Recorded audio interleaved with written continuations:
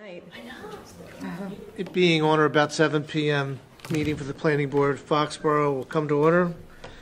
Planners report? Sure thing. Oh, over here.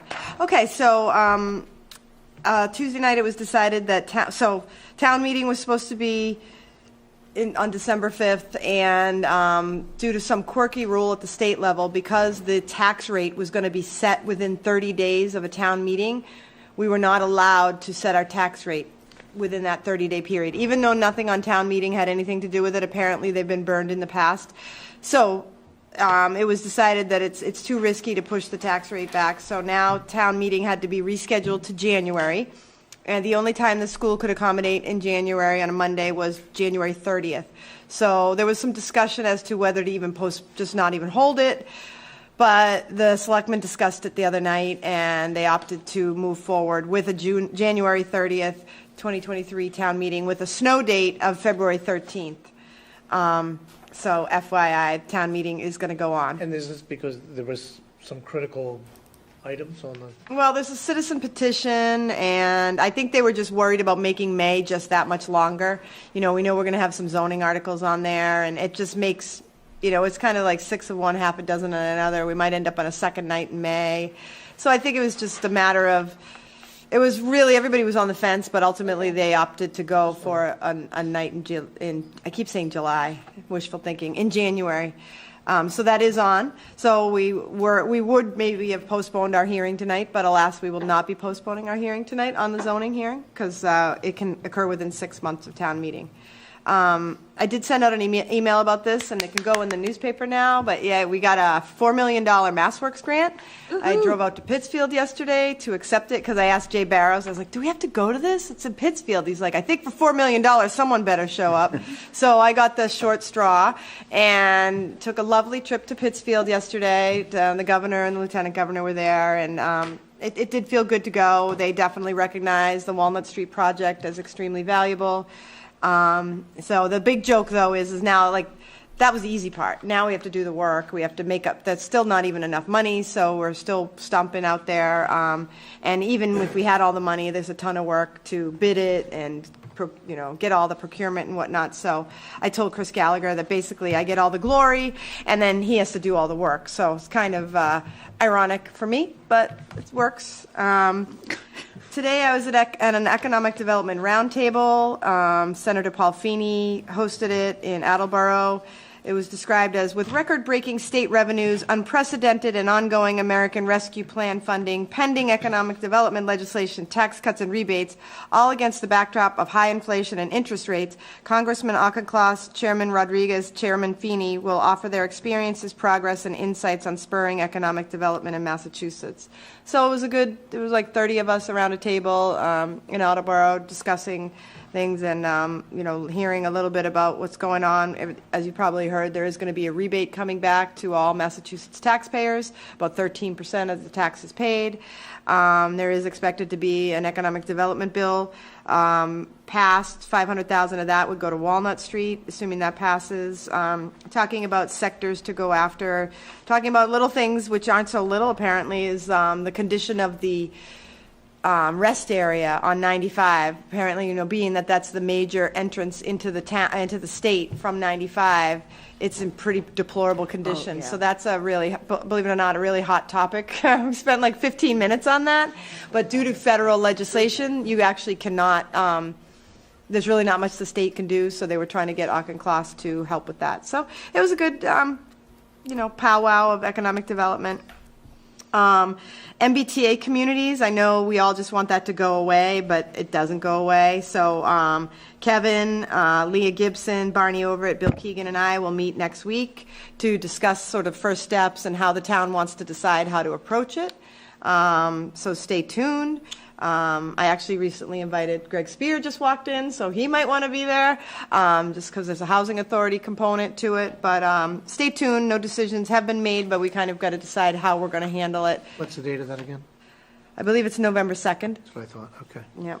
And then the board members all have a handout. That was a press release that went out. That's our, I'm not going to go into detail about it, but it's our Foxborough Plainville Rentham Tourism Initiative. And so that's gone live now. The website's pretty cool. And it's gone out to, 72 media, marketing professionals, and key stakeholders. So that's a work in progress. Then we have only 2 more meetings after this for the rest of the year. And then just a reminder, I'll be on vacation November 14th through the 18th. Okay. She has to spend her quality time with the Brits as well. Yes. Mummy. Lawson Farm? Is there an update on that? Yes.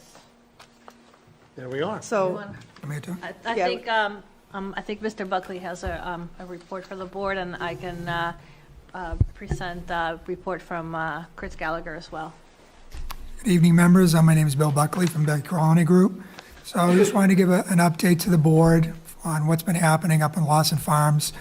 On Phase 1, all of the curbing has been installed that can be installed. Some of the island, or none of the island curbing has been put in, and some of the other curbing in areas where we're having issues with like electric and gas, but in very small areas haven't been put in.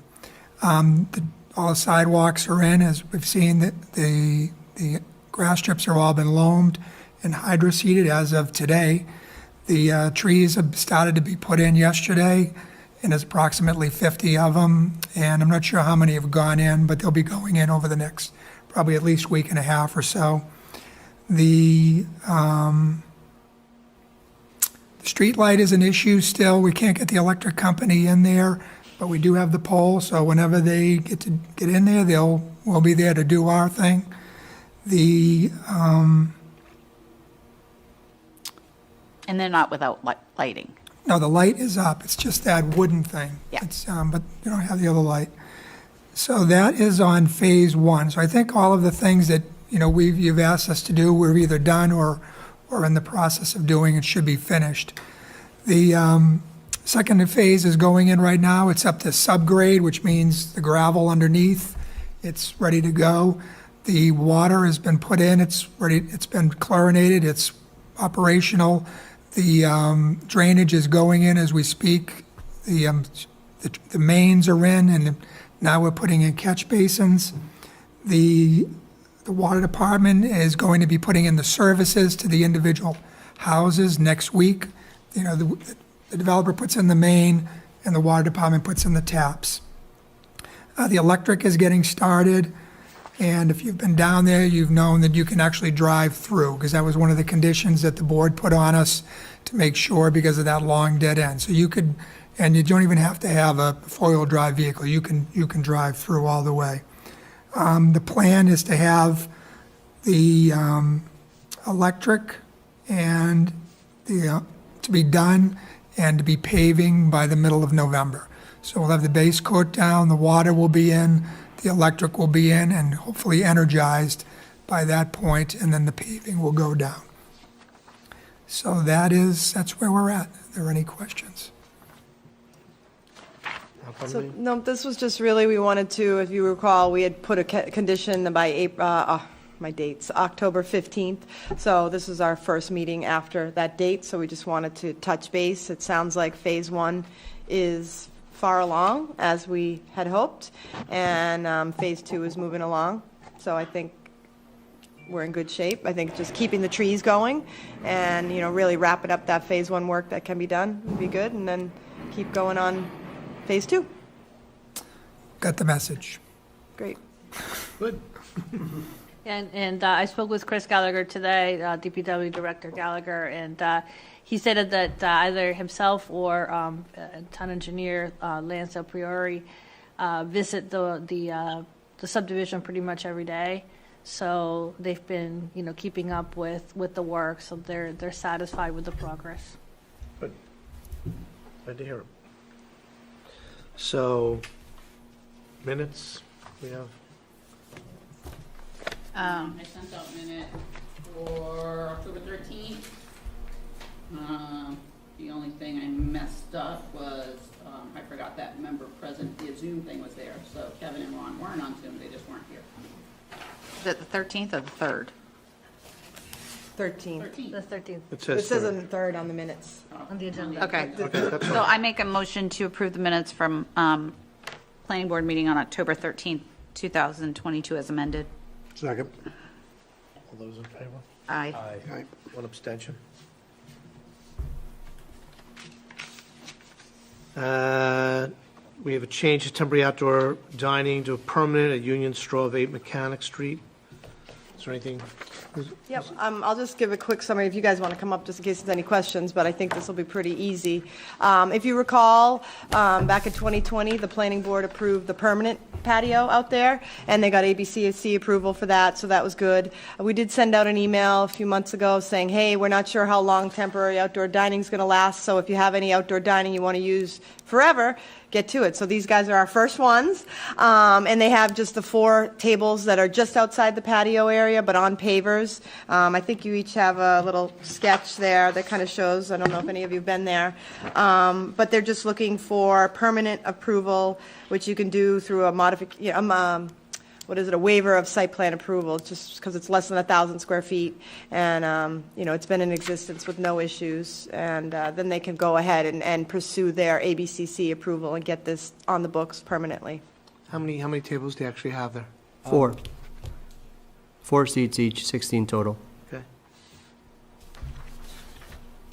How much is the patio in total? Good question. Square feet? No, number of seats? There's gonna be, 9, it looks like. on the 1, 2, sketch. 3, 4, 5, 36, 6. including the 16, no, ma'am. Plus the 16. plus the 16. Plus the Yes, ma'am. 16. Plus the 16. Yes, ma'am. I have no issue with it. There's been no issues there at all. And they put the bowling back on the menu. Yeah. Okay. It's just procedurally, we don't need a public hearing for this. No, it would be a waiver of site plan. It's so minor. I make a motion to approve a waiver of a site plan approval for Union Straw at 8 Mechanic, Yep. 8 Mechanic Street, to include the garden area, which is 336 square feet, 4 tables, 4 people at each table, total of 16. I'll second that. Any further discussion? All those in favor? Aye. Aye. Aye. Thank you. Thank you. Thank you. Have a great night, everyone. Thank you so much. So that way? Again, put a plug in for the Bolognese, Thank you. although Craig keeps calling it jam, it's going to go downhill. Only on camera. There we go. There's a request for a minor modification at 4 Annette Road. Mr. Buckley, you handling that? Yes, Mr. Chairman.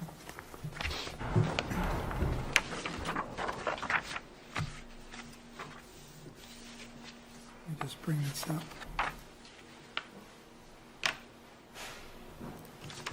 So just a reminder for those at home, this was something that the board, this was remaining to be addressed as part of the Phase 1.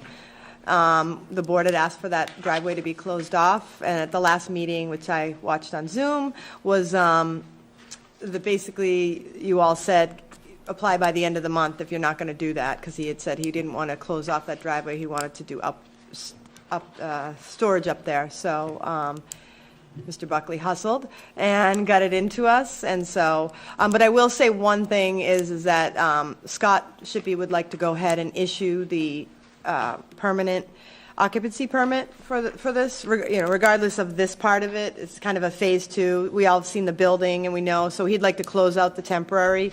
So that would be one action we'd be looking for, is to have that closed out as and issued a permanent certificate of occupancy in addition to whatever is discussed here. So, Mr. Chairman, ladies and gentlemen, good evening again. So I'm here representing Universal Automation and Mechanical Services, and we're requesting a minor modification under Condition 23 to the special permit and site plan that was issued by the board in February 2008. So I don't know if the board recalls, but I'm going to actually put this up so we can look at it. At the time this was approved, I'm putting it up right there. At the time this was approved, you can see the building here, here's the parking, here's the driveway. This area, we were initially thinking of this area to be a solar farm, facing south, good spot. That was not, we didn't go forward with that portion of it.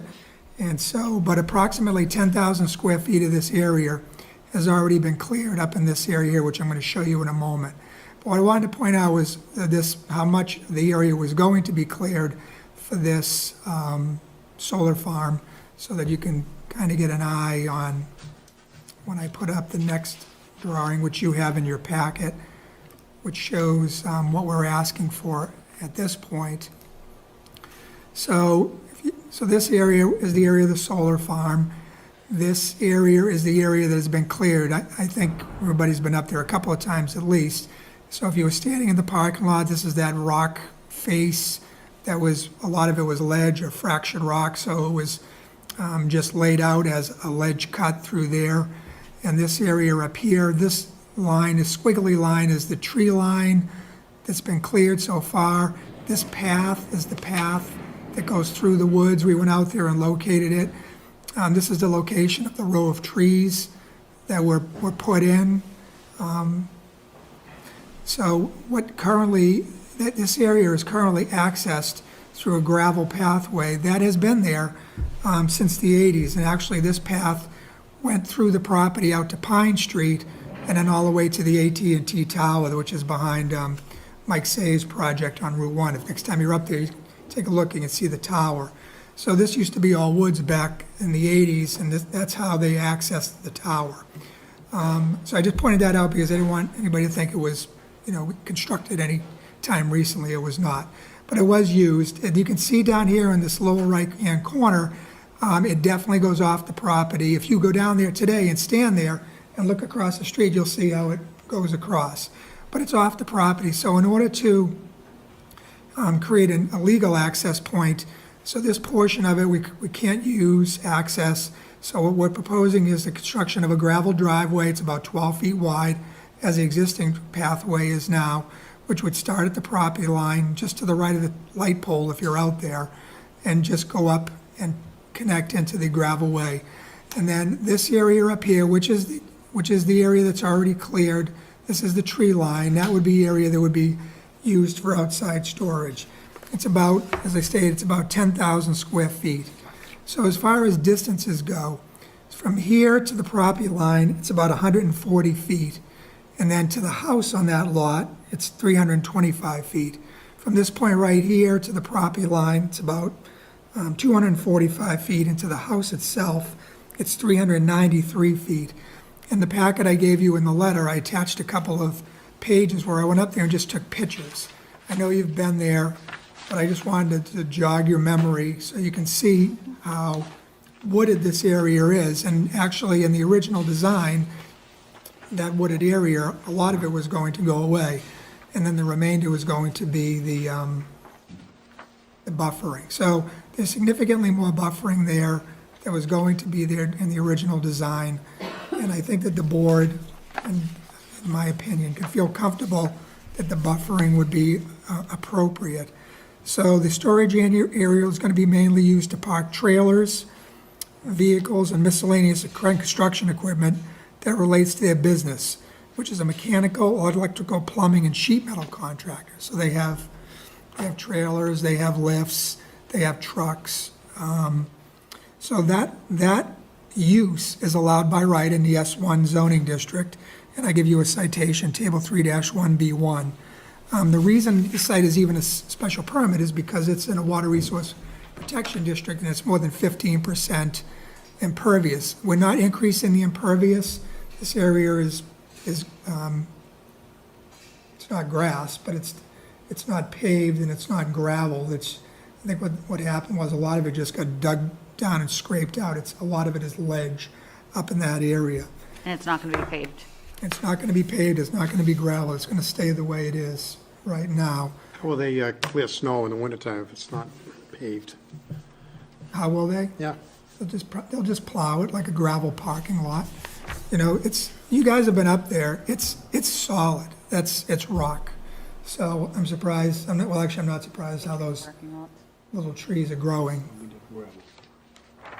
So I know we had conversations with the owner before regarding his temporary parking of everyday vehicles. Yes. And will those be included, or is this just stuff that's fallow unless he has a job that he's moving it to, or, is it big stuff, or is it, when you say trucks, is it his regular pickups and, panel vans or whatever, or is it more or less bigger equipment that he just has on site because it's not being utilized at a remote location?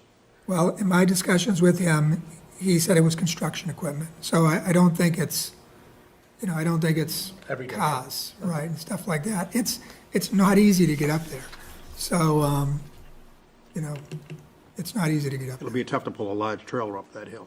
Yeah, yeah. That's not Yeah, solid on that. you're not driveway. gonna get a big, it's probably a 10%, at least a 10% grade going up. And is it the same entranceway that we see today, or is that the one that's over there to the right? Similar. So this They have is, to pull it this in. is what's there, I always look over there. This is what's here today, Right. and this is what we'll add. So this, because this is the part, this is the property line, so you have to access across your frontage. That's the only clearing? That's the only clearing that will take place above what is there today. And will this area be fenced and secured? No. No, that's, we've had discussions with Paige on that, and that's not our plan. It's not that type of equipment that people are gonna steal. I do differ with that. I just have a concern. He tends to creep. He has a creep fact, not be creepy. He tends to creep. That's what I meant. Should we think about a fence? So it looks great right now, right? It's not near anybody. But there's a propensity here for him to push the envelope a bit. Is that your That was concern? my suggestion is that there be a fence along, when we're looking at the plan, sort of on the rear and the right side. Not so much on facing the building or facing Lincoln or Annette, but, sort of on the right and the rear, just so that, we all know where the stop point is and what's been approved and what's been cleared. Because like you say, if it creeps out, we're not going to know, a year from now or whatever. We don't monitor it that closely. So I would like to see something there to demarcate it. So I just don't think that's necessary, and I understand your concerns because you spend a lot of time on this project and going back and forth out there. But, we're talking, again, as I was trying to point out at the beginning, we're talking, hundreds of feet from the nearest property line. So if it became a nuisance, which hopefully it would not happen, but I think it would be very noticeable. And I know what Paige and I have talked about this at length. And I said, we were going back and forth. And the point is, if somebody is going to break the law, if somebody is going to go against what should be done, then a fence probably is not going to change it. So they move the fence. I'll give you an example. Conservation usually requires us near their wetlands. And we did a project, I won't even tell you where. We did a project where they put a split rail fence, and it was very close to the guy's back of his house, but that's the lot he bought. It was a tiny lot. So he took the fence down and started moving. Encroaching. You know who I'm talking about. So, that's right. So the point is if somebody's going to do that, they're going to do it. And I just. Yeah, and I- but a split rail fence isn't the same as like, a more established fence that we would probably want to require. And I guess the question would be, in exchange for the variance, would he consider the idea of fencing? It's not an obligation for us to I think you guys can, to make bid that a the, condition. to just grant it. I hear what you're saying, but I think that in this particular case, there's been some variance of interpretation of the bylaw, the former building inspectors, granting of a temporary, CO, et cetera, and, planting of trees, things like that. So there's been an ongoing conversation, shall we say, between the board and this particular applicant. So, I'm more inclined to agree with Paige. I can understand he doesn't want to incur the expense, or he doesn't want to be fenced in, shall we say. But I think that Initially, we were saying to him, block it, you're not entitled to it. And his comeback was, well, I don't have a full occupancy permit yet. So that was sort of specious as we. Thinking like a fence like that. All the way up there. Not around the corner. Not around the corner. This is commercial. You're worried Talking about, around the cleared area. you're That's talking what I about was- there as opposed to around here, which is where, are you talking about just the Are you talking the about- delineated Talking about the area? cleared area. Yeah, the existing cleared area. You don't want to clear to put a fence. Right. Right, exactly. And that would also close off any hope of him driving back and forth between his properties. Yep.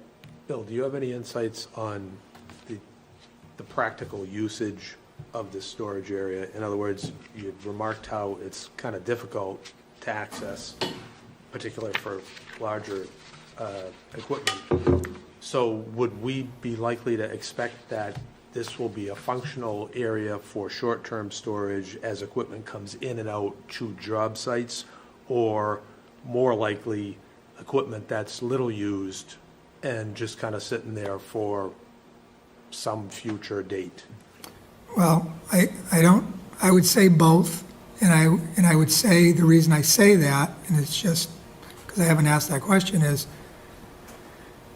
contractors want their equipment on jobs working. Right. They don't want it sitting in the parking lot. So I would say that both, there would be equipment that might not be used a lot, but it's necessary, and it would be equipment that is probably between jobs.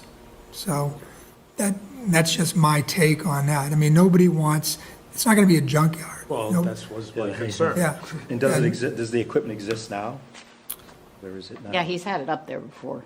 He said, That was It's mostly, only had a couple trucks up there. yeah. yeah, there's a couple of trucks up there. That's all I saw. It wasn't there last time I was up there. So that's what I know at this point. I'm fine with it, but with a fence. Thing we have to do, though, is the board should first make a determination as to whether this is a major or minor modification. If it's major, we'd have to advertise and notify abutters and whatnot. If you deem it minor, then it's something you could take up tonight and then vote that tonight. Who determines if it's major or minor? You, We do. You do. Well, the area is cleared anyway. Right. I don't think it's a major. I don't think it's a major. It's definitely a minor. So I'd make that motion, Make a motion to consider that it's a minor to mod. consider that the changes being requested are a minor modification. Second. All those in favor? Aye. Aye. Now, now my you can- opinion on the fence is it's overkill. We're going crazy here. You don't Okay. need a fence. Don't need a fence. At worst, have a couple of bounds put in, give a set measurements from the ledge wall. It can be checked easily anytime. We shouldn't have to babysit. And with him, this gentleman, I don't mean to be Any other rude. site plan. sorry, what'd you say? Things always change. I have issue with that. He tends to get a permit and then interprets it and does whatever the heck he wants. So I'm trying to be punitive now. no, I'm not being punitive, but I'm realize it's like a kid. You've got to say, okay, take a right, take a left, take a right. It's not just go down the street to your friend's house. You've got to give them that extra direction in writing in order to ensure your intent is done. And there's no question of what your intent is. I mean, our intent was to block off the street. We agreed with that at a site meeting. Because he didn't have, that wasn't part of the site plan. And after we told him not to use up there, I have photographs he did. Right, we know that. We've already I think settled the that other issue. fear is that with the access being more challenging from Annette, maybe every once in a while, maybe he might need to sneak some equipment down from the Norfolk side of things. If you have a big trailer or something, I don't know, just based on past practice, I know there's a few trees there. I don't know, that's just, You mean from the house side? yeah.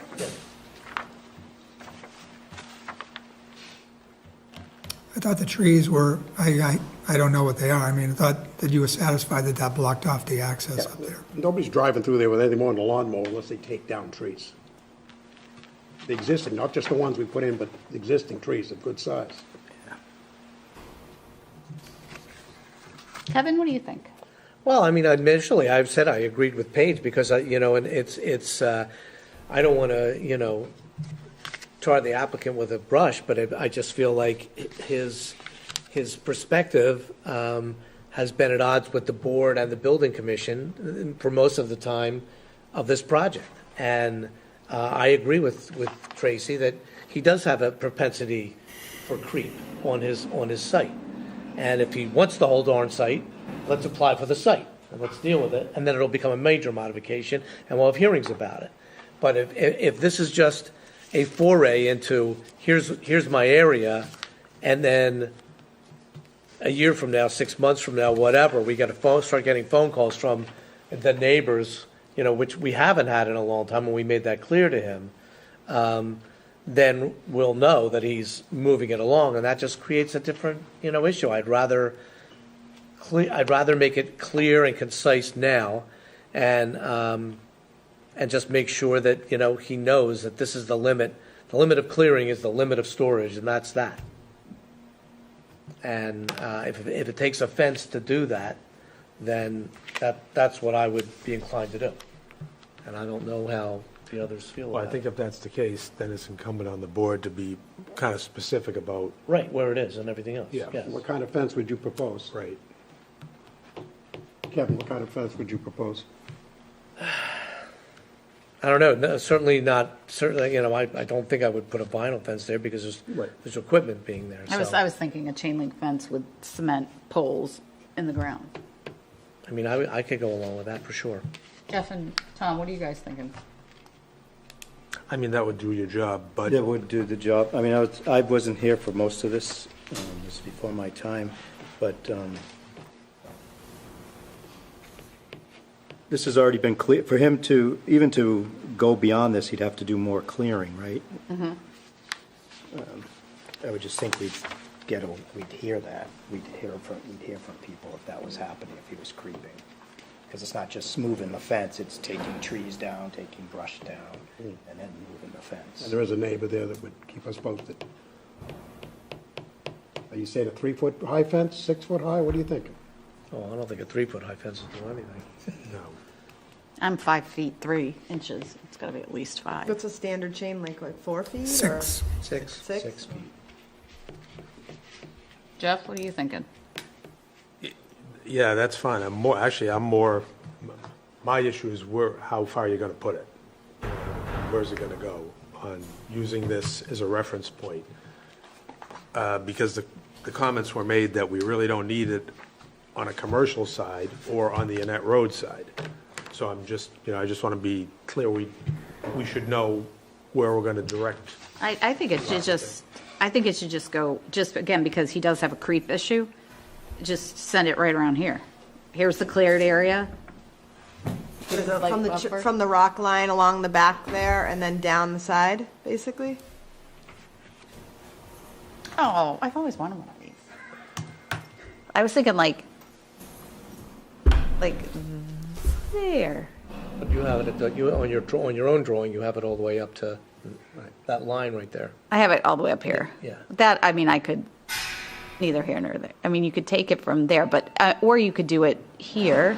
That's what I'd Well, do. that's- I I'd mean, do like that back one. It looks and to then- me, and Bill, you can correct me if I'm wrong, like we're showing vegetation right up against Yeah, that was my that point line, too. right? Yeah. Right. This is the vegetation. This line here is the vegetation. right now is your fence. Yes. So having a short-term memory of that, how large would you say most of those trees are, Bill? Are they full-grown? Do you have the pictures? I mean, if Yeah. you look on the pictures, you can, instead of me telling you, Let's say 4 to 8 inches. so I took some standing at the entrance, standing down at Annette Road. So if I look at the ones on what you used to say, this page 3, looking toward 29 Freedom Trail from the Annette Road edge of the outside storage, that little gravel road that goes up there, that's the one that goes to his property line? And it's everything to the left of that? Right here, Kevin. So this is, yeah, goes through it. that's the road going to the property line. This is me standing like on the edge of the rock. Here's the parking lot over here to the left. So that's the area, these are the trees. You can Go to the one right below that, Bill. Okay. So that's me standing in the same spot but looking toward. That's where the bees are. There's the bees yeah. that Paige is talking about. There's the driveway that goes, there's where it goes back out to Annette. This is where it goes toward. It's going to go past this, because this is. So I this- think you go back up, can you, Bill, go up to the first Yep. one again? I think you put the fence right in front of those stand of like 4 trees there across, and then have it sort of come down along, the bee area. Here, that's not there. She wants to use the pointer. And I like how it's not red. I like green. Here's a picture of me. So here's the bees. Right. I'm standing up on the edge looking toward, this is the Sullivan's house. This is the neighbor's house, which you can hardly see. So these are the trees you can see here. And this is standing over on the corner. You can see the building over here to your left. This is looking toward the neighbor. The Sullivan's house is over here to the right. So again, you can see that the tree line is pretty, I think it's pretty substantial. So where are you going with that, What do you want to do, Paige? Paige, wait till we get to the map. No, really, let's not make everybody nauseous. Remind people. Like, so there, and then somewhere down like over that, somewhere where, you don't have to go every nook and cranny, because that would be onerous, I think, but you kind of do something like that, or the best that, allows with the cleared land. That's what I would, I'm not a vote, but we deal with all the issues. I think that one, Go ahead. sorry. No, go ahead. I think that one of the concerns is the creeping and also the use of the gravel path. So I think that the blocking on the part on the left-hand side there, and then going across the gravel path would be important, at least. Yeah. I agree. Because if you look at that gravel path, it's big. I know you say you're not getting much there. I know they planted new trees, and those new trees will certainly stop things. But prior to that, you could do some pretty good access through there. There was heavy equipment going back and Yeah. forth from there. So, And it's not only just the access to, they could just continue using equipment all the way down in that path. Yeah. I'm in support of a fence. I tend to agree. I think you're looking at about 160, less than 200 feet of fencing. That's what it looks like, anyway, based on the scale. So is that a motion? I make a motion that we approve this minor modification, but with the addition of a 6-foot chain link fence with cement, with posts put in the ground using cement around the parking area, Cleared area. the cleared area. So when you say around the cleared area, just the area that Paige just showed, Yep. to the left and to the right. the top and the right side. Oh, wait, here.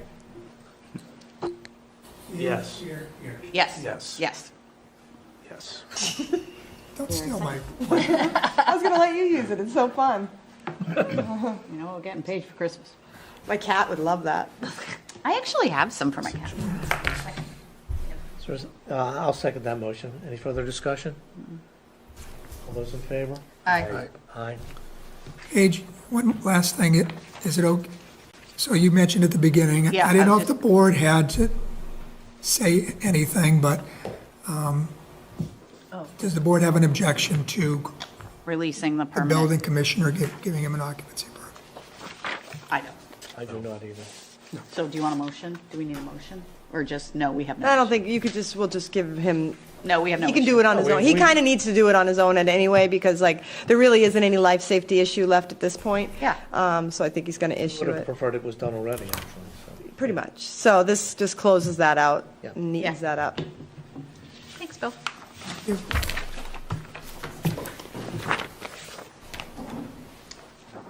Okay, who wants a splash pad? Yeah, we'll get to that. We just pass these down. So, we have a request for minor modification, YMCA, 67 Mechanic Street.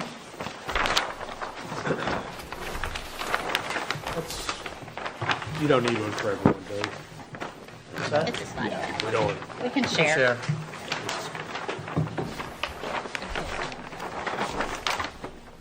Good evening. Good evening. I'll start. I'm Greg Spear.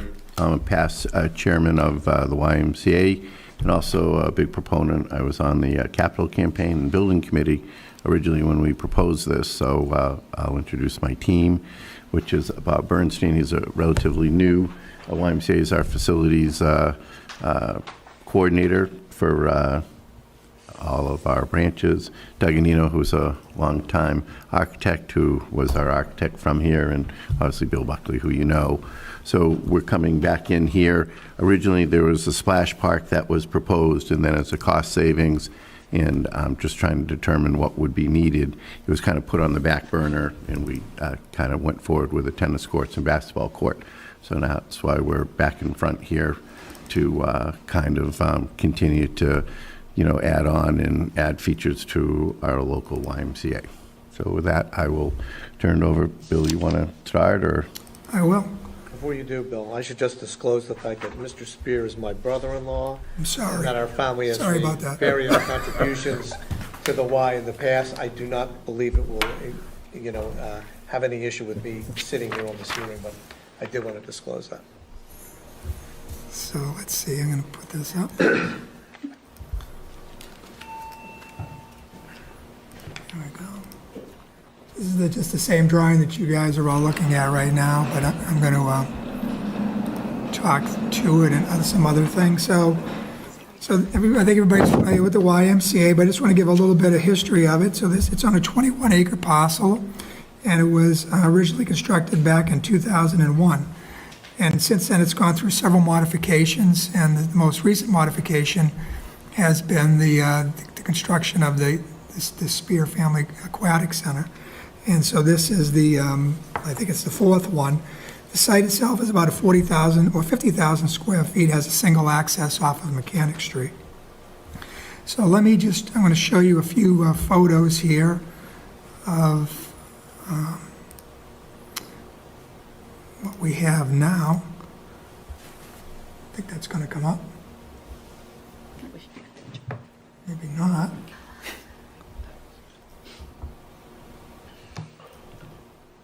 This is while you're pulling it up, this is the outside pool. Yes. So this is the outside pool area. So this is the existing pool house. You can just see the pool right here, and this is the basketball court over on the left side. I'm going to show you another picture here. So are you losing the basketball court?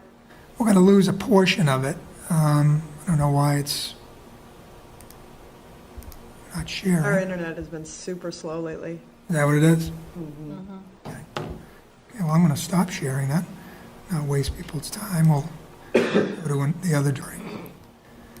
So this is the facility. Again, this is the plan that you have in front of you. So this is the existing pool, and the building location is right here. The original design had a splash park in this back corner. It's funny, going back and doing the research, the original design had a splash park in the front here, and then somehow in a modification, I don't remember why, it got moved to the back. As Greg said, it was never built. So what the proposal is to construct a new splash park in the front half approximately of the existing basketball court. I know that the board is, not that you're not interested, but it's not your purview, is the fact that this facility, this will be on the existing basketball court. Everybody knows the Robinson Brook is over there on the left, so it's in riverfront. We've used up all of our chits working in riverfront, so we have to remain on the existing paved area. So this shows it going a little bit outside of it, but it's a conceptual drawing, and we'll be fine-tuning it as we move forward. So let me... Bill, did that answer why it's not going back? You have to pull it forward because of Robinson? No, it can go anywhere on the basketball court. It can go anywhere on there, but we just have to keep it on the pavement. And we can't use up any parking, because parking is a premium. Okay. Is there a reason you're not putting it out back? It is, we want it to be visible. it's sort of an exciting part when people come in visually, even if it's closed in the wintertime, it still adds excitement. It's a unique facility, and that's why we want to put it in a prominent location. The original thought, back when we proposed it, was just fountains. So kids would just go out there and then just be spray coming down. Now we have all these doodads that make it more exciting. So we originally had it up front, and we decided for safety, we'd put it in the back. But now we want it back in the front because it's really prominent, and everybody that comes and goes is going to see this fantastic structure, I guess. Well, and I have no doubt you guys will address the safety. Yeah, all the safety, Regardless of what it is. we've been through the safety, things, trust us, and we actually have a national Y person that works with Doug to come up with different ideas as far as what's worked elsewhere and do it, because we all learn elsewhere in the country, they do these things, and we want to bring in a unique concept. Right, we have to be original, especially around here. Also, we just continue the pool fence, so it'll be completely enclosed. You can't get to the splash park without going through the pool facility. So not everybody can use it. You got to check in.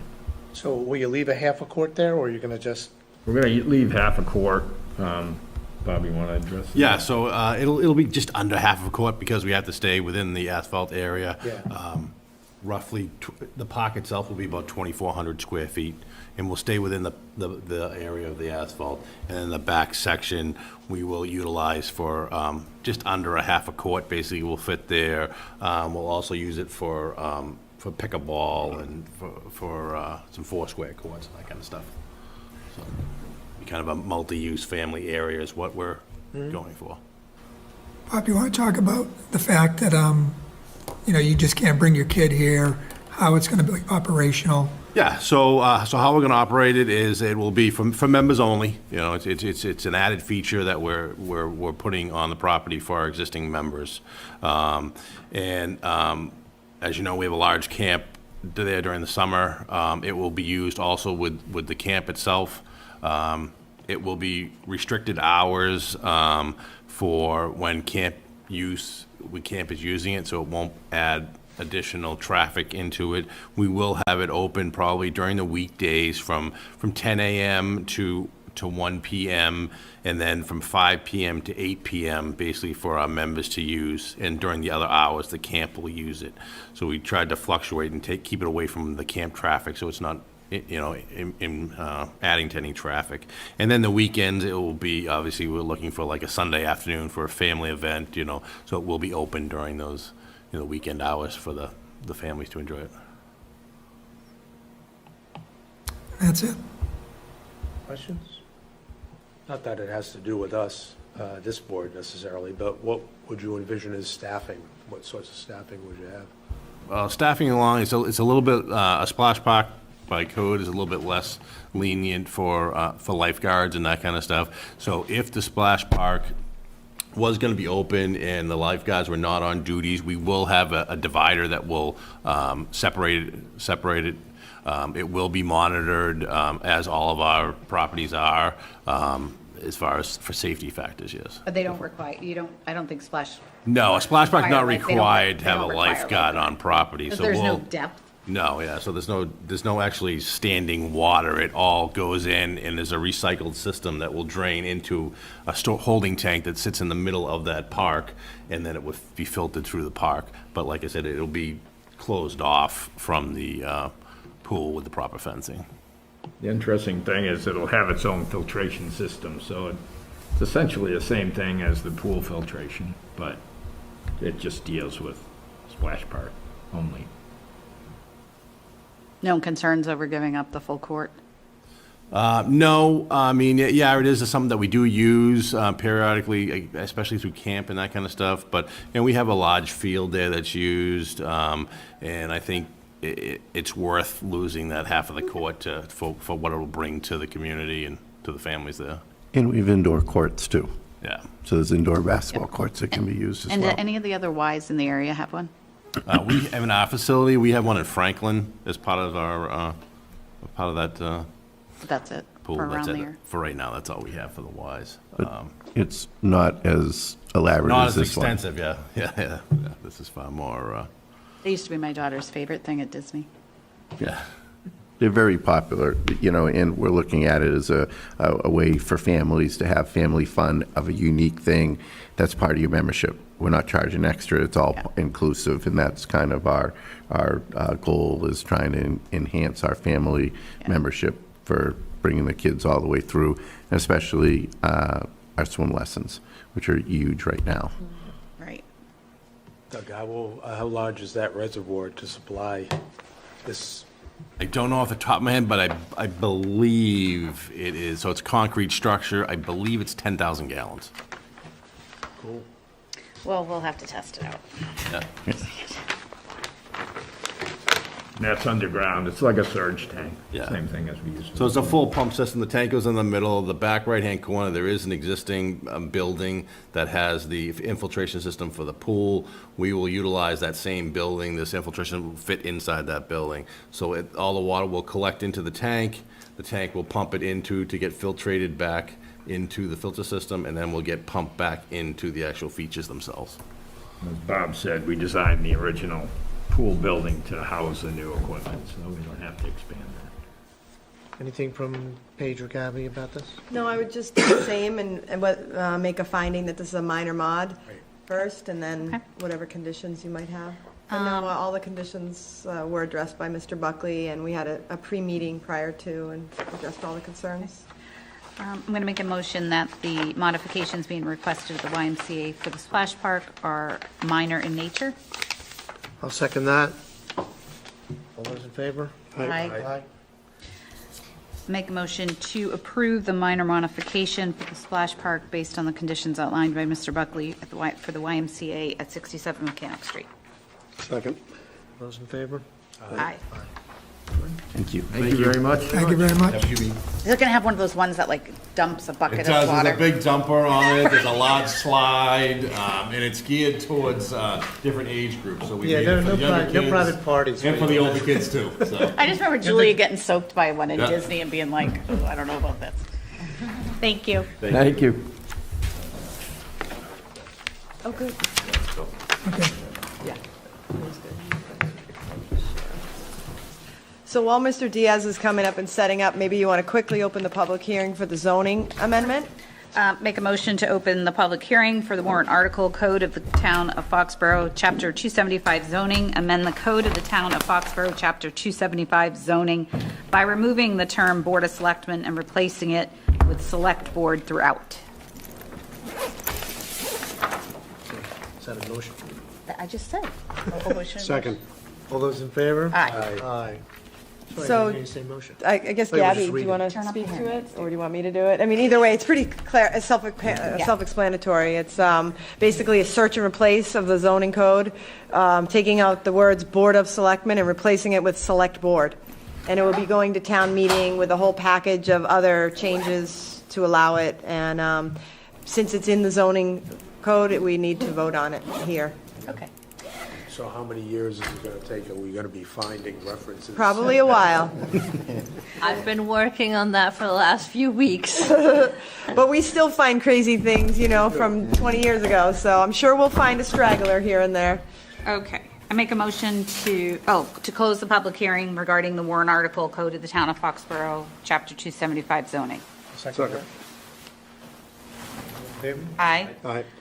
I make a motion to endorse the warrant article for the code of the town of Foxborough. To support the code of the town of Foxborough, chapter 275 zoning, which amends the code of the town of Foxborough, chapter 275 zoning by removing the term Board of Selectmen and replacing it with Select Board throughout. Second? All those in favor? Aye. Aye. Thank you. Okay. So we have Withdrawal? we have the continued special. Do we have to do anything with Turner Road or just skip You it? have to accept the withdrawal. I make a motion to accept the withdrawal of the special permit for a temporary parking lot at 1-3 Turner Road, Michael Kennedy. Yeah, I would suggest, he didn't specifically ask, but I would suggest you do it without prejudice. Without prejudice? Do we have to open that public hearing first? No, I think you can, it's going away, so. All right, I'll second the motion. All those in favor? Aye. Aye. I make a motion to continue the I don't have to open it, I can just continue it, right? Continue the public hearing, special permit to Washington Street, construction of a 224,750 gross square foot warehouse office building, Rockport Fund Acquisitions LLC. The applicant has requested a continuance to December 8th, 2022 at, I thought we had to continue it further. We do. We do, but they only asked for December 8th. We will continue it again on December 8th because we did just Okay. for the board. The other members of the board don't know. Okay. We can't get the high school on December 8th, so we would have to be, January 12th? Yeah. So, but they didn't ask for that, so we're going to just do okay, this. so we'll say December 8th at 7:10. I would be out of town on December 8th. Too bad. Too bad. Is there a second to that motion? Second. All those in favor? Aye.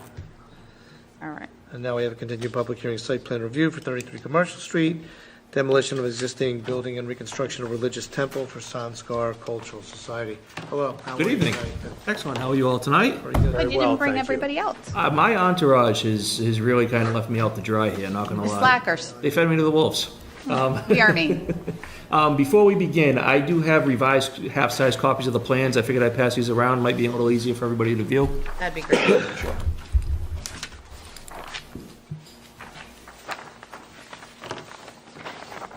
Oh, no, somebody's with you. Oh, environmental counters. You did get hung out to dry. Thank you, sir. Thank you. Obliged. Yes, please. Perfect. Like you knew what you were doing, right?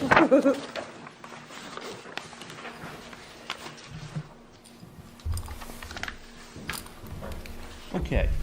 For the record, Eric Dias, registered professional engineer with Strong Point Engineering Solutions. With me tonight actually is Avar Patel. He is on the Zoom. He is the architect on the project.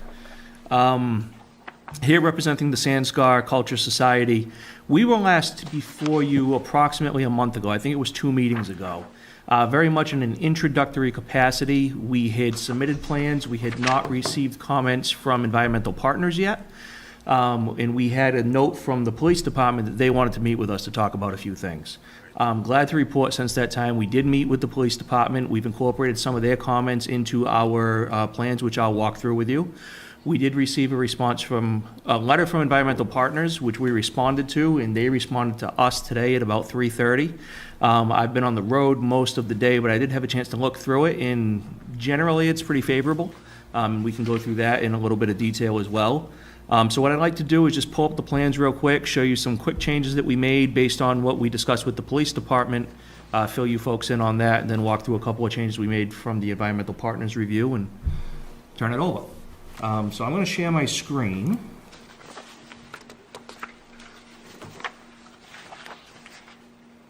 Excellent. So this is the layout sheet. We met with the police department, and it was really all about public safety. I believe it's the Department of Home, and Gabby was there, so Gabby, please correct me if I say anything wrong here. I believe it's the Department of Homeland Security who has begun or has recently instituted some new public safety guidelines for houses of worship. They're obviously, we all know the climate that we live in, they're known to be a target. So one of the things that we talked about is that the things that they're advising us are not required by code at this point, but their position is, look, if you guys are going to be making major changes to the site, now is the time to try to come into some sort of compliance with these regulations. Protect yourselves as well as you can. And I think they have a very good point. So we incorporated some changes into those, into the site plans that I'll walk through, but there are really three different levels of the public safety changes. There's the outer perimeter, the kind of middle perimeter, which is right around the building, and then the inner perimeter, which is inside. The middle and the inner perimeter are going to be addressed during the site, not the site plan review process, but the building permit process. It's going to be things like key card entry, video surveillance, lockdown procedures, things like that. Not necessarily in the purview of site plan review, but we can focus on the outer perimeter. So if you look at the plans, we have, let me just go back a page here, or two.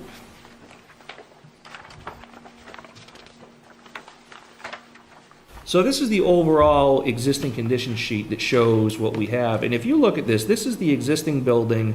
This is the location where we're going to put the new building. And if you look at this, we've got, once you come into the parking area, we've got one drive aisle right at the building here. We've got another one here. We've got another one here. And we've got another one here. So one of the things that we talked about is that, that really does give an opportunity for somebody to build up some speed in a truck if they wanted to do some harm, something like that, and bash into the building. Some of the places we really try to limit this, obviously, are main doors and glass facades. So when we go back down to our proposed conditions plan, Is that C2? that is C2, that is correct. C4, excuse me, go to C4. Oh, that's not a good number. That was not done intentionally. We should have skipped that one. Yeah. Right? They skipped the 13th floor in hotels. One thing you'll notice is that on the approaches to the buildings, everywhere that we have a landscape island now, we're putting in speed bumps. That's just to help deter speed so people can't, whether it be intentionally or inadvertently, build up a whole lot of speed and make their way into it. Not only do we have to worry about a bad actor who's trying to do something wrong, but some elderly folks maybe just not paying attention and whatnot. This area here where my cursor is one of our main entrances to the building. One of the things that you see, and this is a second main entrance to the building over here. One of the things that you'll see here is we have the drive aisle pointed right at that door. But one of the things that we have is in the middle of that door, there's this big fountain in the middle. So that's going to help to deter traffic from just, going right into that door there.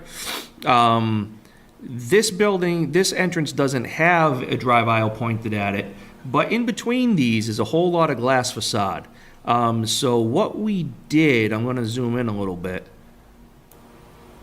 We restricted this drive aisle through here to one way. We're going to stripe this area, and in this location, we are installing some removable bollards.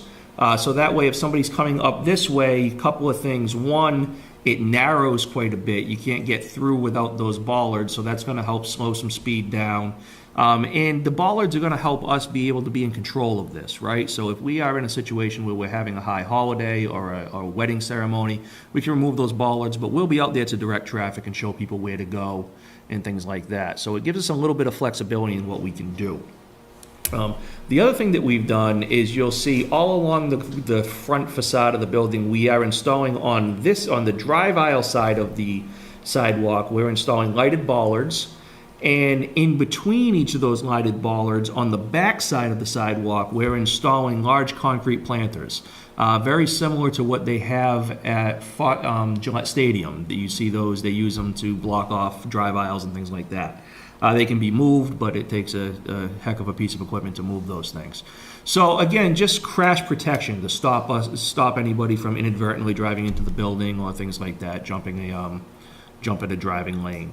On this side, this drive aisle here, just more speed bumps because we're not pointed at a door. And the same thing over here, just some more speed bumps. And we do have curbing all along this aisle, all through here as well, which will help catch a tire and slow people So those down. dark dashed lines, do they indicate the speed bump? Those indicate the speed bumps, and they'll be throughout. Everywhere that we have a landscape island now on the end of those through the drive aisles, we'll put those in. Okay. We did get some comment, so that takes care of the layout changes from a public safety standpoint with the police department.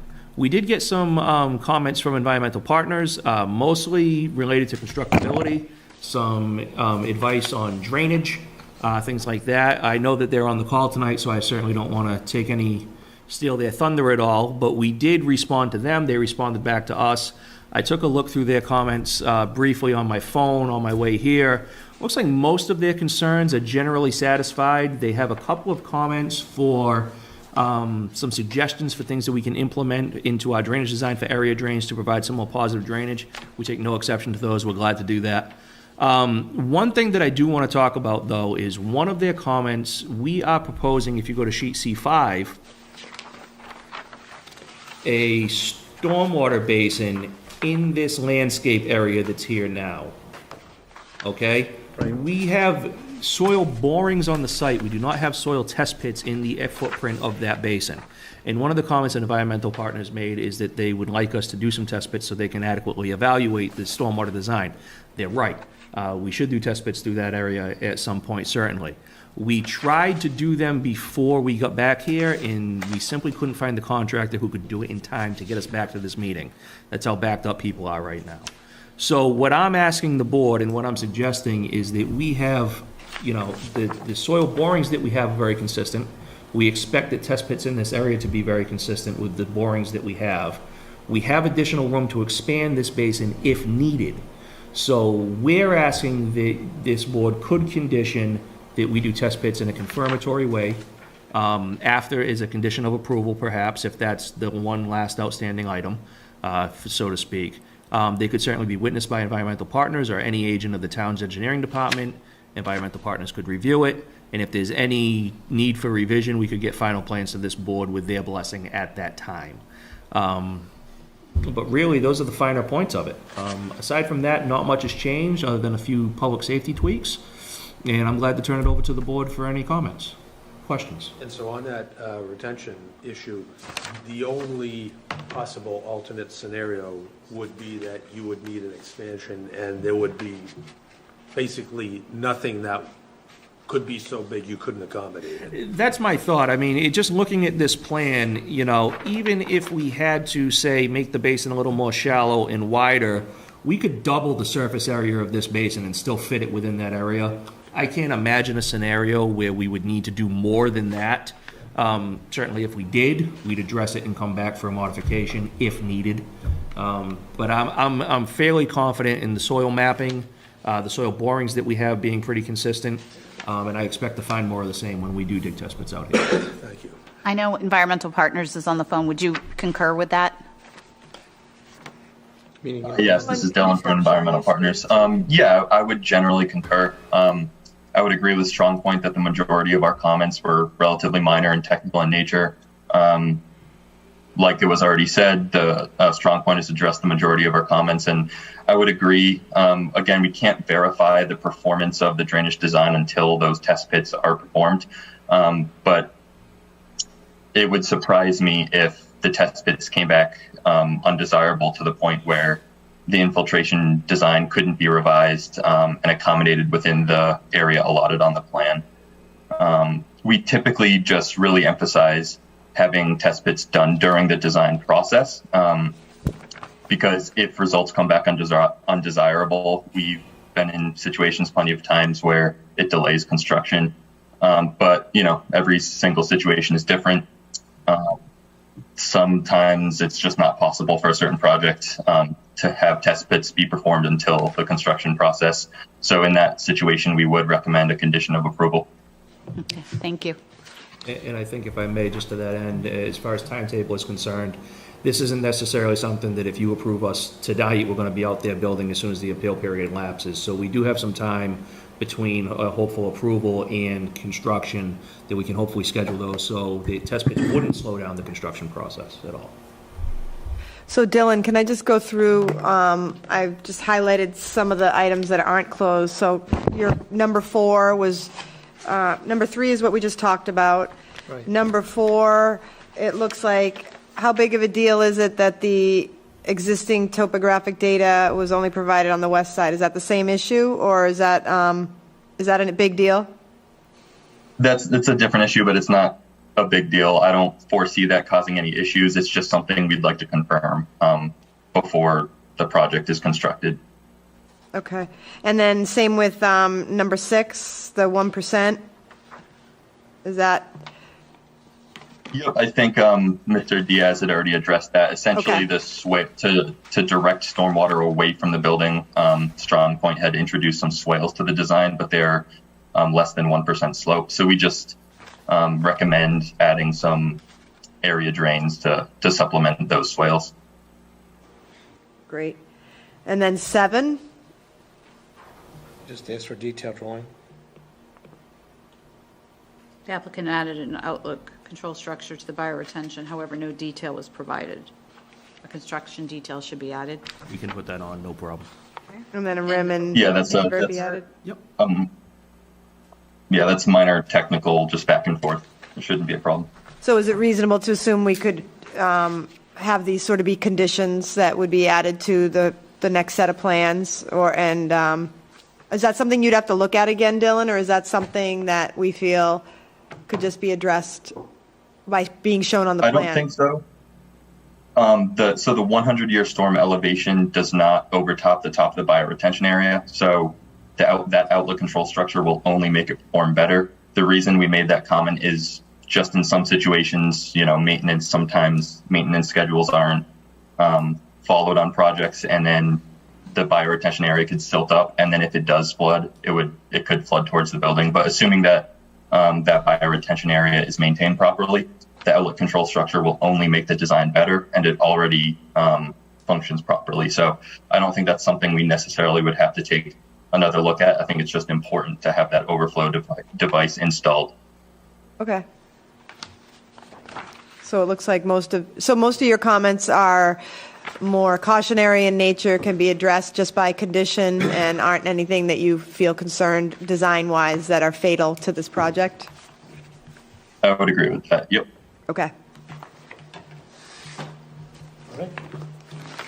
So, based on that, are we just waiting for revised plans based on the conversation here? No, or- I mean, I think you could Yeah. approve it subject I do to. too. Okay. Gabby, let me just make sure, Gabby, do you have Gabby, you any good? concerns or any, is there anything I'm missing? Because you've been a little more involved in it. No, I just, one comment is that after the meeting with public safety and the suggestions, presented from Homeland Security, the group did a great job in adding all of these elements that were presented to them. So thank you. I really appreciate taking that to heart and doing the changes. So, Thank you. That's awesome. Thank you. yeah. You ready? Yeah. Okay. I'm going to close the public hearing first. Make a motion to close the public hearing regarding site plan review for 33 Commercial Street. I'll second that. All those in favor? Aye. Aye. I'm not quite sure how I'm going to say this, but make a motion to approve the revised site plan. Subject to Subject to The- the concerns. the issues identified in the October 27th Environmental Partners letter being addressed on the Final plan. final plans, Excellent. Good and job. then all standard conditions. And all standard conditions apply. Is there a second? Second. Oh, I can't second. I'll second. She's first, seconding, and thirding. All those in favor? Aye. Very Excellent. good. Thank you all for your Thank time. you. Thank you all for your work. Very welcome. Thank Appreciate you. it. Thank you, Dylan. Thank you, guys. Make a motion to Thank you. adjourn. Second? All those in favor? Aye. Aye.